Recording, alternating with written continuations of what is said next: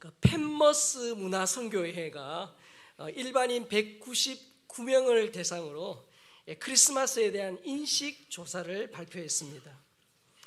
여러분, 자, 크리스마스 하면 뭐가 떠오릅니까? 라고 질문을 한 거예요. 자, 여러분들은 크리스마스 하면 뭐가 떠오르십니까? 예수님. 예. 그런데 일반인들은 그렇게 대답하지 않았어요. 예. 크리스마스 하면 무엇이 가장 떠오릅니까? 라고 했을 때 1위가 크리스마스 캐롤이었습니다. 33%가 그렇게 대답을 한 거예요. 그 다음으로 산타클로스와 선물, 또 크리스마스 트리라고 답했습니다. 그런데 여러분들처럼 예수님이라고 답한 분은 17%에 불과해요. 자, 크리스마스의 의미가 뭐냐라고 질문을 했습니다. 그랬더니 응답자의 50% 이상이 가족과 연인과 소중한 시간을 갖는 날, 그렇게 대답을 한 거예요. 그 다음으로 소외된 이웃을 돕고 섬기는 날이라고 대답했고요. 예수님의 생일이다 라고 대답한 사람은 8%에 불과합니다. 자, 여러분, 오늘 우리가 아까 인사했죠? 예, 우리 다시 한번 옆에 분 우리 인사하겠습니다. 메리 크리스마스. 네. 여러분, 이 메리 크리스마스라고 하는 이 메리라는 말은 기뻐하다, 즐거워하다 그런 뜻이잖아요. 그래서 이 메리 크리스마스는 무슨 뜻입니까? 크리스마스를 기뻐한다, 또 예수님을 예배하는 것을 즐거워한다, 또 기쁘게 예수님을 예배한다, 그런 뜻입니다. 자, 그러면 여러분, 이 크리스마스라는 말이 무슨 뜻이에요? 크리스마스라는 말은 이 크리스트, 즉 그리스도라는 말과 그리고 미사, 예배, 대중이라는 말, 이 메스라는 말이 합쳐진 거예요. 그러니까 이 크리스마스는 뭡니까? 그리스도를 예배하는 날, 그리스도를 찬양하고 그분 앞에 경배하는 날이라는 뜻이죠. 자, 그러나 여러분, 세상은 그렇지 않습니다. TV나 인터넷에 보면 예수님은 없습니다. 온갖 크리스마스 세일 광고, 또 특집 프로그램만 있지요. 그리고 유통업계, 이 성탄절, 또 연말 연시, 어떤 크리스마스 특수를 노리면서 총력전을 펼칩니다. 그러니까 여러분, 어디에도 예수님은 온데간데 없다는 거예요. 여러분, 오늘 읽은 본문에 보면 이 천사들이 가난한 목자들에게 나타나 큰 기쁨의 좋은 소식을 전하는 장면이 나옵니다. 자, 본문 10절 말씀을 다시 한번 읽겠습니다. 천사가 이르되 무서워하지 말라. 보라, 내가 온 백성에게 미칠 큰 기쁨의 좋은 소식을 너희에게 전하노라. 여러분, 상당히 사람이 감당하지 못할 그런 하나님의 영광이 나타난 겁니다. 천사가 지금 출현해서 이 목자들이 어떻게 해요? 두려워 떨고 있는 거예요. 그러니까 이 천사가 목자들에게 무서워하지 말라라고 그들을 안심시키죠. 그리고 인류에게 가장 큰 기쁨의 좋은 소식을 전한다. 그러면서 오늘 본문 11절에서 이렇게 말합니다. 오늘 다윗의 동네에 너희를 위하여 구주가 나셨으니 곧 그리스도 주시니라. 여러분, 가장 큰 기쁨의 좋은 소식이라고 말하면서 그 기쁨의 좋은 소식을 뭐라고 말합니까? 그리스도 주시다, 그렇게 말합니다. 여러분, 정말 예수님이 가장 큰 기쁨의 좋은 소식입니까? 그렇게 믿으십니까? 예. 그런데 여러분, 세상은 그렇지 않다는 거예요. 세상에 많은 사람은 크리스마스의 참된 의미를 모릅니다. 오히려 크리스마스의 주인은 누구다? 산타다, 그렇게 생각을 해요. 크리스마스 하면 캐롤이 먼저 생각나고 크리스마스 그 트리를 떠올립니다. 자, 그런 세상에서 정말 그리스도가 기쁨의 큰 좋은 소식입니까? 어떻게 해서 이 그리스도의 나심이 인류에게 가장 큰 기쁨의 좋은 소식입니까? 이 좋은 소식을 전하는 천사와 함께 수많은 하늘 군대가 찬송한 내용을 보면 그것을 알 수 있어요. 자, 오늘 본문 13절, 14절입니다. 호련히 수많은 천군이 그 천사들과 함께 하나님을 찬송하여 이르되 지극히 높은 곳에서는 하나님께 영광이요 땅에서는 하나님이 기뻐하신 사람들 중에 평화로다 하니라. 자, 여러분, 예수님의 탄생이 하나님께는 뭐가 된다고요? 큰 영광이 돼요. 그러면서 예수님의 탄생은 하나님의 기뻐하심을 따라 택하신 자들에게는 무엇을 가져다 준다고요? 평화를 가져다 준다고 말합니다. 평화. 자, 이 평화라는 말, 이 신약 성경의 언어인 헬라어로 하면 에이레네입니다. 자, 그러면 평화라는 말을 이 구약 성경의 언어인 히브리어로 하면은 뭐죠? 샬롬이에요, 샬롬. 그래서 유대인들은 지금도 샬롬 인사하죠. 죽일 놈이 아니고 샬롬이에요. 샬롬이에요, 샬롬. 이 샬롬이라는 말이 평안, 평화, 평강, 화목, 화평, 완전 그런 뜻이에요. 그러니까 그 예수 그리스도가 오신 것이 우리에게는 뭐라고요? 평화라는 거예요. 평화. 자, 그런데 여러분 이 유대인들이 오늘도 만나면 인사하는 이 샬롬이라는 이 원뜻은 뭐냐? 샬롬의 원뜻은 뭐냐면 구약성경 아담과 하와가 에덴 동산에서 죄를 짓기 전에 누렸던 복의 상태가 샬롬입니다. 자, 여러분 생각해 보십시오. 아담과 하와가 죄를 짓기 전이에요. 하나님과의 관계가 뭐예요? 샬롬이에요. 하나님과의 관계가 완전하고 평안하고 아무런 문제가 없어요. 자, 그리고 죄를 짓기 전에 아담과 하와의 관계도 뭡니까? 샬롬이에요. 두 사람의 아무 문제가 없어요. 너무 평안하고 좋아요. 거기다가 죄를 짓기 전에 아담과 하와 스스로 자신과의 관계도 샬롬입니다. 문제가 없어요.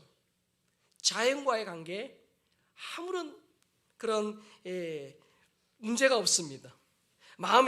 마음과 육신의 상태, 환경도 샬롬이에요. 완벽 그 자체입니다. 자, 그런데 아담과 하와가 마귀의 유혹에 넘어가 하나님의 말씀에 불순종하고 죄를 짓습니다. 여러분 딱 죄를 짓고 나니까 샬롬이 깨어진 거예요. 샬롬이 없는 거예요. 엔 샬롬이에요. 샬롬이 없어요. 여러분 그걸 어떻게 알 수 있죠? 하나님과의 관계에 샬롬이 없는 거예요. 죄를 짓고 나니까 아담과 하와가 어떻게 했습니까? 하나님이 두려워서 어떻게 했죠? 숨었습니다. 지금까지는 한 번도 그런 적이 없었어요. 근데 죄를 짓고 나니까 하나님이 무서운 거예요. 두려운 거예요. 나무 사이에 숨었어요.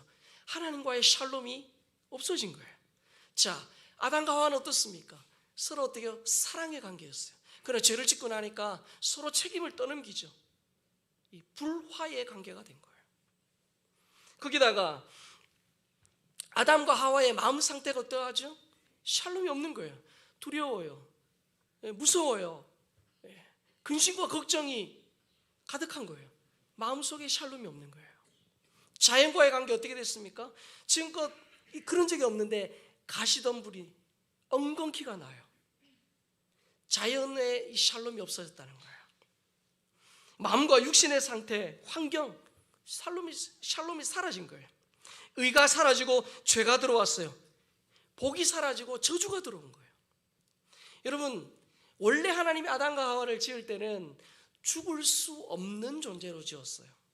영원히 사는 존재로 지었어요. 근데 죄를 짓고 나니까 죽을 수 없는 존재가 죽을 수밖에 없는 존재로 전락하고 만 거예요.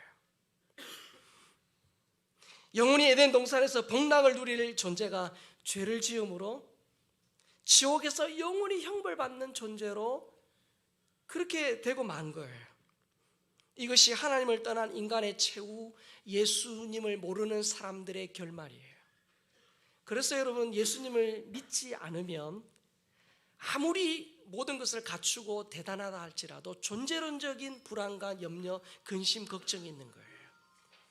여러분 죄지은 아담과 하와 그들을 보시면서 여러분 가장 마음 아파하신 분이 누구실까요?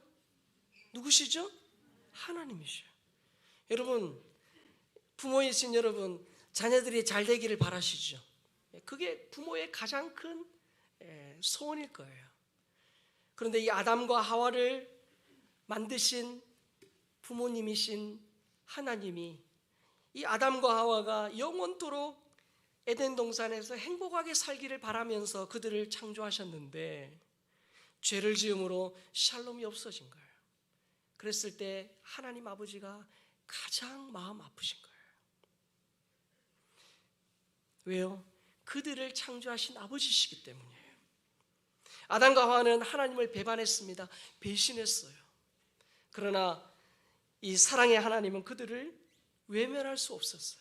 그래서 가해자인 이 피해자이신 하나님이 가해자인 아담과 하와를 찾아가세요. 그 숨어있는 그들을 찾아가세요. 그리고 그들에게 어떻게 하십니까? 그들이 살 수 있는 길을 주신 거예요. 그들이 다시금 잃어버렸던 샬롬을 회복시켜 주실 해결책을 제시하시죠. 그게 창세기 3장 15절입니다. 같이 읽겠습니다. 내가 너로 여자와 원수가 되게 하고 내 후손도 여자의 후손과 원수가 되게 하리니 여자의 후손은 내 머리를 상하게 할 것이요 너는 그의 발꿈치를 상하게 할 것이니라 하시고. 자, 뛰어나 보세요. 여기 보니까 여자의 후손이 나옵니다. 여러분, 남자와 여자가 결혼해서 태어난 모든 사람은 다 남자의 후손이에요. 그런데 저 여자의 후손이라는 말은 우리가 늘 사도신경으로 고백하는 것처럼 성령으로 잉태하사, 남자와 여자에 의해서 태어나신 게 아니라 성령으로 잉태하신 그 예수 그리스도를 말하는 거예요. 죄를 범한 아담과 하와에 의하여 잃어버린 샬롬을 다시 찾아주실 여자의 후손이 누구라고요? 예수 그리스도라는 거예요. 그래서 여자의 후손, 그 후손의 태어남을 오늘 천사가 목자들에게 알려준 거예요. 그래, 그리스도 주라. 그래서 그 그리스도 주가 가장 큰 기쁨의 좋은 소식이다, 그렇게 말하는 거예요. 여자의 후손이라는 말은 예수님만이 유일한 구원자다라는 거예요. 자, 그러면 여러분, 왜 예수님만이 유일한 구원자십니까? 여러분, 등산을 하면 여러 가지 코스가 있잖아요. 어쨌든 정상에 가면 되는 거예요. 어쨌든 구원받으면 되지 않느냐. 근데 기독교는 굉장히 배타적이다. 왜 예수밖에는 구원자가 없다라고 말하느냐 라고 공격합니다. 그러나 여러분, 구원자가 되기 위해서는 반드시 두 가지 조건이 필요합니다. 첫 번째, 인간의 죄값을 치르기 위해 대신 죽어줄 사람은 뭐가 없어야 되죠? 죄가 없어야 돼요. 죄가 있으면 안 됩니다. 자, 만약에 여러분 두 사람이 살인을 저질렀어요. 누군가를 죽였습니다. 그래서 감옥에 들어갔어요.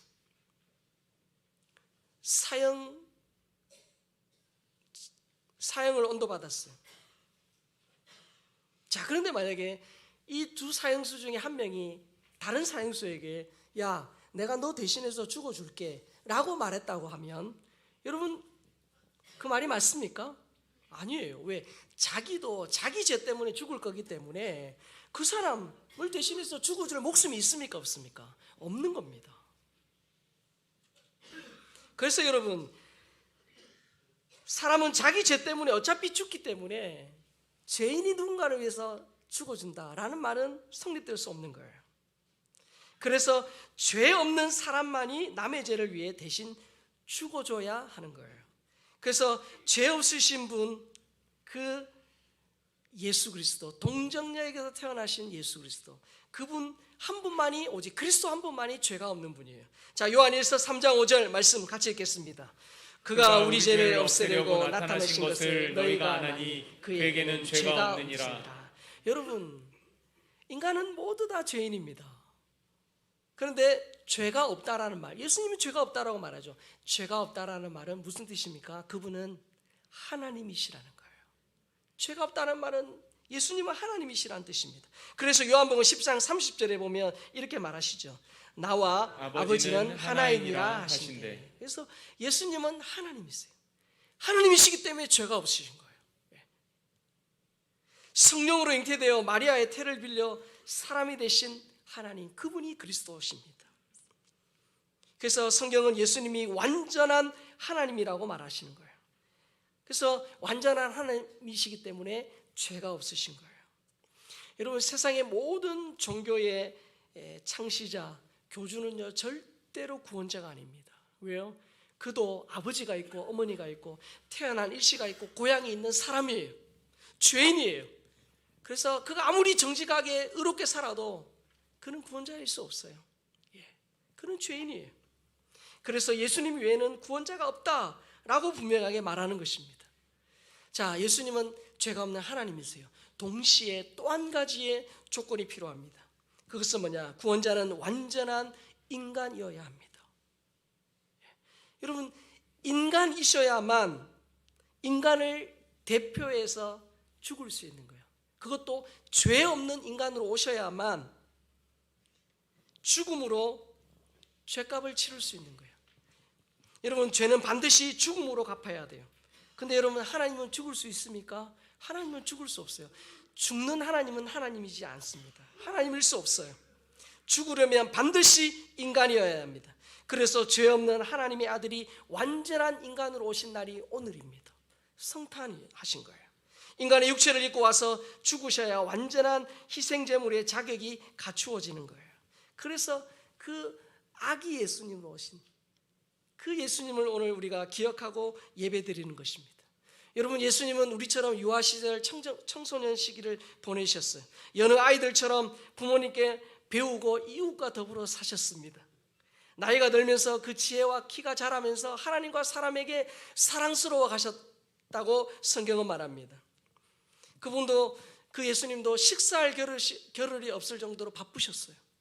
그리고 저녁에는 정말 하루를 불꽃같이 사셨기 때문에 저녁에는 피곤하셨어요. 뿐만 아닙니다. 예수님 때가 되면 배고프신 분이셨어요. 인간의 희로애락이 무엇인지 아신 분입니다. 십자가에 달려서 예수님이 이런 말씀하시죠. 내가 목마르다 라고 말씀하셨어요. 인간의 모든 감정을 그분은 다 느끼신 분이에요. 그러나 우리와 다른 게 하나 있죠. 히브리서 4장 15절입니다. 우리에게 있는 대제사장은 우리의 연약함을 동정하지 못하실 이가 아니요 모든 일에 우리와 똑같이 시험을 받으시니로되 죄는 없으시니라. 여러분, 예수님은 우리와 같은 분이세요. 그러나 그분은 하나님이시기 때문에 죄가 없으신 분이에요. 그래서 여러분, 예수님은 완전한 인간이셨어요. 십자가에서 죽으실 때 그때도 완전한 인간이셨어요. 여러분, 예수님이 인간이 되신 이유가 뭡니까? 왜 그분이 인간이 되셨어요? 히브리서 2장 9절에 보면 이렇게 말합니다. 오직 우리가 천사들보다 잠시 동안 못하게 하심을 입은 자 곧 죽음의 고난 받으심으로 말미암아 영광과 존귀로 관을 쓰신 예수를 보니 이를 행하심은 하나님의 은혜로 말미암아 모든 사람을 위하여 죽음을 맛보려 하심이라. 여러분, 예수님이 인간이 되신 이유는요, 영광을 받으시기 위함이 아니에요. 모든 사람을 위하여 무엇을 맛보려고 하신다고요? 죽음을 맛보려 하심이라. 그래서 여러분, 예수님은 완전한 인간이시기 때문에 모든 인류를, 죄인을 대표하는 대표자세요. 월드컵에서 한국 대표팀이 원정 16강 아주 극적으로 이루었잖아요. 축구는 사실 11명이 뛰었습니다. 그러나 대한민국이 16강에 올라간 거예요. 예수님은 인류를 대표하는 분이세요. 고린도서 5장 14절입니다. 그리스도의 사랑이 우리를 강건하시도다. 우리가 생각하건대 한 사람이 모든 사람을 대신하여 죽었은즉 모든 사람이 죽은 것이니라. 여러분, 아담, 인간의 첫 번째 사람, 인류를 대표하는 아담이 죄를 지었습니다. 그래서 그 이후 태어나는 모든 사람은 다 죄인이에요. 왜? 대표하는 그가 죄를 지었기 때문이에요. 자, 그런데 두 번째 아담이신 우리 예수 그리스도께서 모든 사람을 대신하여 죽으신 거예요. 그래서 예수님 한 분이 죽으신 거지만 우리 모두가 다 죽은 겁니다. 그래서 예수님은 구원자의 이 두 가지 조건을 완벽하게 갖추신 분이에요. 예수님은 완전한 하나님인 동시에 완전한 인간이세요. 그래서 예수님은 완전한 하나님이시기 때문에 죄가 없습니다. 그리고 죄가 없기 때문에 죄인인 우리를 대신하여 죽으심으로 죄를 반드시 벌하셔야 되는 그 하나님의 공의, 하나님의 그 공의를 완전하게 만족시키신 분이에요. 그래서 그 하나님의 공의를 100% 만족시킬 죄가 없는 유일한 구원자는 예수님밖에 없는 거예요. 그래서 이 부분이 다른 종교 교주와는 가장 큰 차이점이에요. 그래서 천하 사람 중에 구원 받을 만한 다른 이름을 우리에게 주신 일이 없다라고 말씀하시는 거예요. 여러분, 죄 없는 예수님이 죄인의 대표로 죽었기 때문에, 예수님이 죽었지만 그분이 나를 대신해서 대표해서 죽은 것이기 때문에 그 예수님의 죽으심이 나의 죽음이에요. 예수님이 십자가에서 죽을 때 나도 같이 죽은 겁니다. 나에게 쏟아질 하나님의 진노와 형벌을 예수님이 대신 지신 거예요. 그래서 내가 받아야 할 하나님의 그 진노와 형벌이 예수님 때문에 해결이 된 겁니다. 그래서 여러분, 예수님 믿음으로만 구원받을 수 있는 거예요. 예수님을 믿어야만 그 하나님의 그 무시무시한 형벌, 그 진노를 피해갈 수 있는 거예요. 그래서 로마서 5장 18절에서 19절에서 이렇게 말합니다. 그런즉 한 범죄로 많은 사람이 정죄에 이른 것 같이 한 의로운 행위로 말미암아 많은 사람이 의롭다 하심을 받아 생명에 이르렀느니라. 한 사람이 순종하지 아니함으로 많은 사람이 죄인 된 것 같이 한 사람이 순종하심으로 많은 사람이 의인이 되리라. 말씀을 한번 띄어나 보세요. 한 범죄로, 저 아담과 하와의 불순종이에요. 많은 사람이 죄 가운데 죄인이 된 거예요. 한 의로운 행위로, 예수 그리스도의 십자가예요. 그 의로운 행위로 말미암아 많은 사람이 의롭다 하심을 받아 생명에 이르게 된 거예요. 한 사람이 순종하지 아니함으로 많은 사람이 죄인 된 것 같이 그 한 사람의 순종하심으로 많은 사람이 의인이 된 거예요. 여러분, 예수님 때문에 의롭다함을 받아 생명을 얻게 되었음을 믿습니다. 예수님 때문에 지옥 형벌, 그 지옥의 심판이 영원한 복락으로 바꾸어진 줄 믿습니다. 예수님만이 나의 잃어버렸던 그 샬롬, 하나님과의 그 샬롬, 사람 사이의 샬롬, 자연과의 샬롬, 그 샬롬을 회복시켜 주신 분이에요. 물론 이 땅에서의 회복은 완전하지 않아요. 그러나 머지않은 날 예수님이 재림하시면 완전한 샬롬이 이루어질 것입니다. 그래서 그 그리스도의 오심이 어떻게 해요? 가장 큰 기쁨의 좋은 소식이라는 거예요. 우리는 이 사실을 압니다. 그러나 아직 이 사실을 모르는 우리의 믿지 않는 가족들, 이웃들이 있는 거예요. 그래서 우리가 어떻게 해요? 그들에게 이 좋으신, 가장 인류의 가장 큰 기쁨의 좋은 소식인 예수님을 우리가 전해주는 거예요. 그분들은 그걸 몰라요. 세상 살아가는데 예수님이 그들에게 그다지 중요한 분이 아니에요. 그러다 보니까 관심이 없어요. 근데 여러분, 정말 예수님을 믿어야 하나님과의 샬롬, 사람과의 샬롬, 이 자연 만물과의 샬롬이 회복되거든요. 1차 대전 중에 있었던 일입니다. 영국 해협에서 스위스 국경에 이르는 기나긴 그 전선에도 크리스마스 전날 밤이 찾아왔습니다. 독일군 참호 바로 위에 크리스마스 트리가 만들어졌어요. 독일 군인들은 이 고요한 밤, 거룩한 밤, 저들밖에 한밤중에 이런 노래를 부르기 시작합니다. 얼마 전까지 서로 총뿌리를 겨루고 전쟁했던 이 영국 군인들도 그 소리를 들으면서 박수로 화답을 합니다. 영어로 참 반가운 신도여를 부르는 이 영국군의 그 소리에 독일군들도 화답을 한 거예요.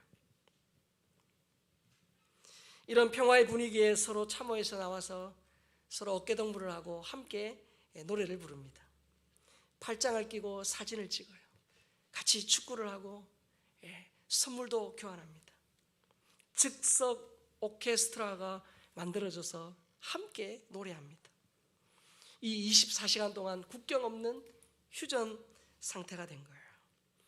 여러분, 그리스도의 오심은 이 피 튀기는 이 전쟁터에도 평화를 만들었어요. 비록 전쟁 중이지만 모든 이들에게 기쁨과 감사의 마음을 심어주었다는 거예요. 그러나 여러분, 예수님의 이 오심은요, 비단 그 전쟁터에서만의 평화를 주신 것이 아닙니다. 예수님이 오심으로 하나님과의 깨어진 그 샬롬, 영원한 샬롬, 그것을 우리에게 주신 거예요. 그리고 예수님의 오심은 우리 인간 사이의 갈등과 반목과 질시, 그것을 해결하는 영원한 샬롬이세요. 예수님을 모신 사람의 마음에 샬롬이 임하는 거예요. 죄로 잃어버렸던 샬롬을 되찾아 주실 분은 오직 예수 그리스도밖에 없음을 믿습니다. 그래서 그분이 평화의 왕이라고 말하는 거예요. 그래서 예수님이 진짜 크리스마스의 주인이신 거예요. 여러분, 팍스 로마나라는 말 들어보셨죠? 이 말은 기원전 1세기 말에 로마의 초대 황제 이 아우구스투스가 내란을 수습을 하고요, 재정을 수립한 때로부터 200년간 지속된 로마의 평화를 말합니다. 이때는 이민족의 어떤 침입도 없었고 국내 정치도 매우 안정적이어서 아주 로마의 황금 시대를, 평화로운 황금 시대를 의미합니다.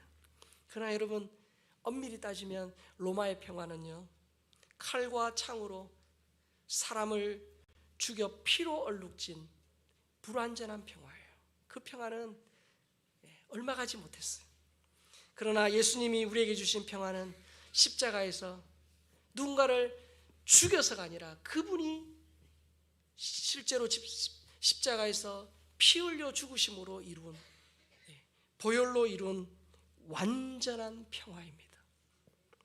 그래서 그 예수님을 믿는 사람은 하나님 주시는 그 샬롬, 평안이 임하는 거예요. 그래서 여러분, 진짜 내가 예수님을 잘 믿고 우리 가정의 주인이 예수님이실 때 나에게, 우리 자녀들에게, 우리 가정에 샬롬이 임하는 거예요. 온 세상 죄를 사하려 예수님이 오셨습니다. 죄와 슬픔을 몰아내고 구원의 기쁜 소식을 주시기 위해 예수님이 오신 거예요. 캐롤과 화려한 크리스마스 트리가 아닌 진정한 크리스마스의 이 의미를 기억하고 오늘 종일토록 나를 위하여 이 땅에 오신 예수 그리스도, 그 예수 그리스도를 바라보고 경배하고 찬양하는 우리 모든 주의 백성들 될 수 있기를 예수님의 이름으로 축복합니다. 아멘.